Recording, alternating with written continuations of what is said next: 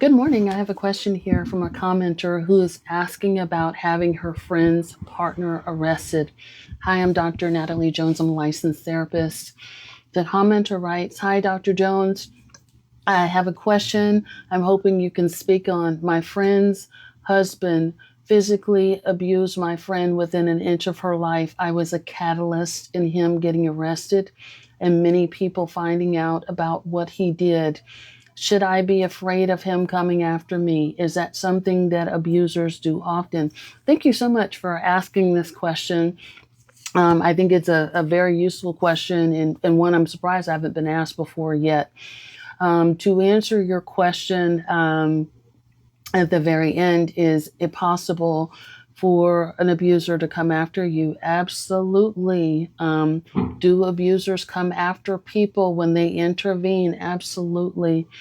Um, I don't know the circumstances surrounding what happened, in particular for you to get involved and contact the police. I also don't know what the consequences of his actions were. Like, was he arrested, sent to jail, all that kind of stuff. So I don't know any of the nuances, and I don't know you personally. I'll just put that out there. So I'm just giving general advice. But anytime you are dealing with an abuser, a lot of times you are dealing with a person. Not a lot of times, but you are dealing with a person that has a tendency to be irrational, impulsive, and violent. And so, abusers don't usually take accountability and say, hey, I messed up. I was the one, unless they're being manipulative or they're trying to, sort of get back into a relationship. At least that's my experience. Um, or they're trying to get something out of a situation. So, with that being said, a lot of abusers, when they have to pay, you know, their consequences, they do get upset with people who are what they believe to be the cause of that. And so there is that piece. Exception may be, if they're under supervision, but even still, I don't know, this person's temperament.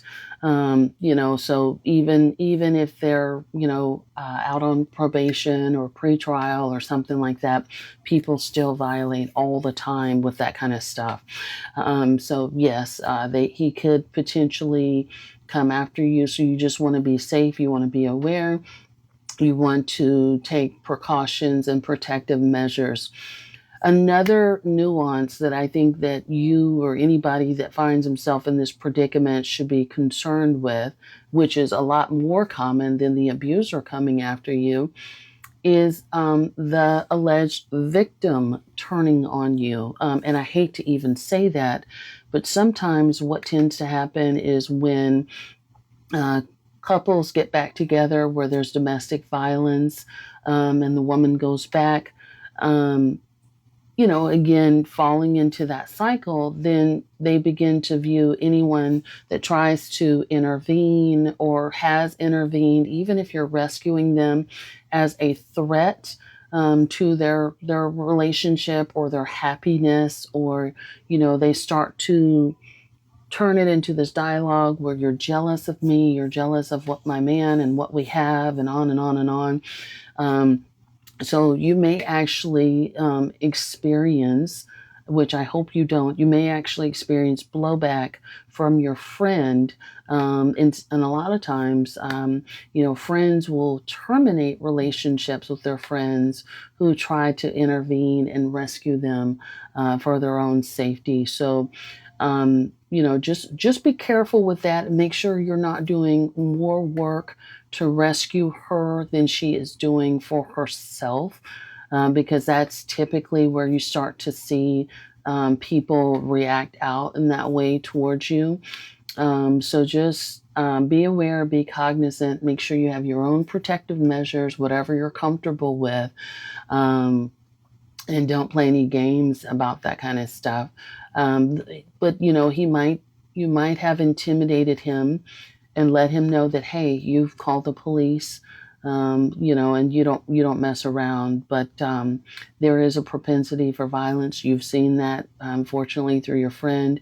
I think the safety and security issue increases the more access that person has to weapons.